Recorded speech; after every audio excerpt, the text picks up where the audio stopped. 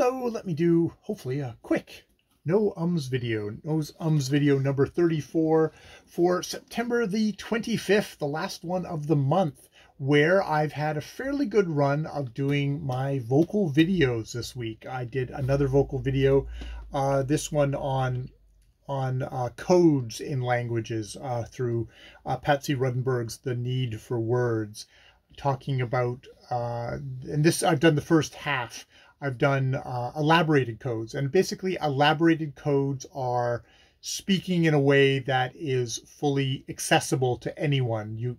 Anyone with a dictionary or a good vocabulary should be able to understand what you're saying, versus restricted code, which is maybe more slang or such kind of specialized jargon that is just not known, and people outside of that circle aren't going to be able to decode what you're saying. And so Patsy Ruddenberg's exercise for this week was to speak in elaborated code, which means very kind of clear, like newsreader language, and explain something in terms that would be accessible to anyone. And I think Patsy Ruddenberg was talking about, world poverty or economics or stuff like that, but I don't know anything about that.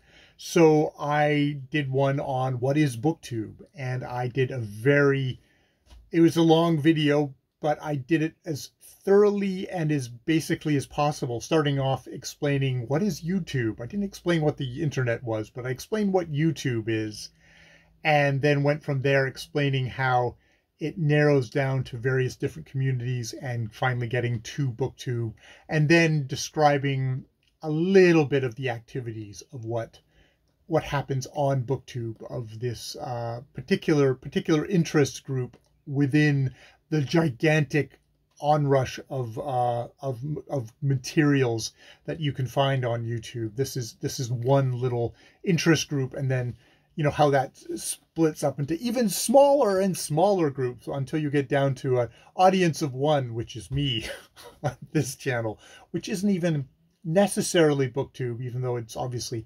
this particular channel, my private channel, is highly book obsessed, but it's not entirely book. This is more general interest, I guess. Well, general interest for me. It's a general interest channel for one person. It's of no interest to anyone else. So that was not a bad exercise, and actually is a good example of how to communicate to a group. And it's the kind of language, actually, I might have a leg up on this exercise, because that's what I probably am trying to do in my all of the videos that I've made. Maybe not on this channel, because it's such a private channel. I can kind of talk to myself and I don't have to explain things as much.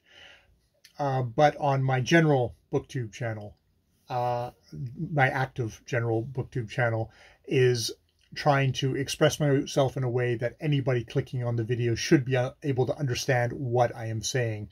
I try not to speak in code, even though I think, as Ruddenberg said, it's very easy to fall into specialized, like TBRs, I guess arcs or various things where that's not going to show up in a dictionary, and someone from the outside might not understand what that means immediately. But I listened back to myself, and I think I did a fairly clear job. I don't think I found any glaring examples of me completely leaving a potential viewer who has no idea what BookTube behind, or someone who has no idea of YouTube, even though it's a video that I made, that I posted on YouTube, behind. I think I did a fairly good job there, because people often say, oh, the BookTube doesn't exist, but it's like, it does and it doesn't. It does and it doesn't. There's a giant pot of videos on YouTube, giant pot. And we immediately have kind of pretty rapidly come up with subdivisions to make it manageable for a single human being who wants to deal with this. It's definitely, you got to do that, or else it would be useless. It would be useless if we didn't make these mental divisions. So it's a necessary thing. So I never did look up here. Okay, well, okay, that's something entirely different. I'm getting distracted. Other than that, I did my vocal exercises along with my other exercises this week. I've made a variety, or maybe I just made one this week, videos of the tender shoot videos, which I'm enjoying doing. I watched a video last night of Brian talking about the death of the author, which I might do a response video on. The further I get away from it, the less I'm liable to do it. And I might have so many other things that I might not get around to it. But we'll see. So, yeah, it was a fairly good week that way. The one thing, actually, specifically for a no ums video, let me talk about how one of my tender shoot videos on doing short videos on the novella The Tender Shoot by Colette for Shorty September. One of the videos that I did, I think it was the biography of Colette, I ended up doing a lot of ums. And hey, this is my no ums report video. And I didn't just redo the video, I just edited out some of the ums, which was kind of painful to look at. It sounded better than it looked. There was definitely that. Hopefully most people aren't watching my melon head for the entire video, and if they do, they see a ton of jump cuts. But it was a good example of watching out for when I have to really focus when I have notes, that I don't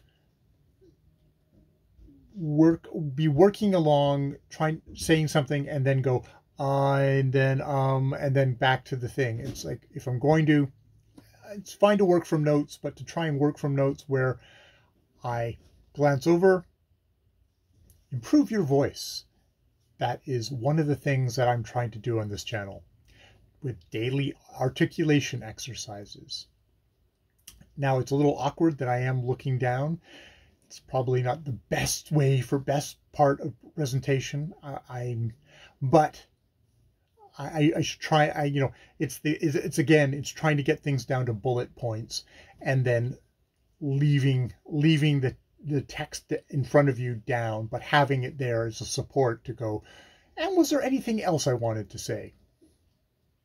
Oh yes, let's talk about this, and then just continue on with the discussion. So it was useful that way. It was the Who is Colette video was an information heavy video. It was less me talking out of my ass, and it was far more me reciting facts and wanting to get those facts right, which had me glancing down at my notes a lot and reverting to that tick that I don't like and that I'm trying to get better at extinguishing. But it's still there.